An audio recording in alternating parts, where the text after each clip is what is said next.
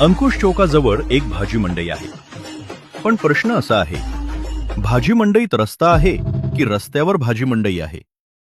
गेल्या 20 वर्षापासून ही भाजी मंडई तिथेच आहे.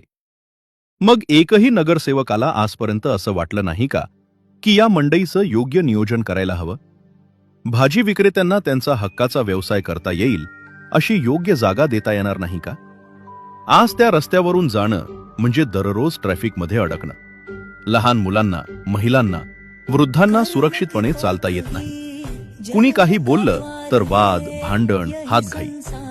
चुकून गाडीचा धक्का लागला तर प्रसंग विकोपाला जातो.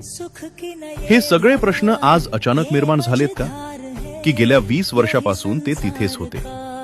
मग प्रश्न पडतो, गेल्या 20 वर्षात आपल्या नगरसेवकांनी नेमकं केलं तरी काय?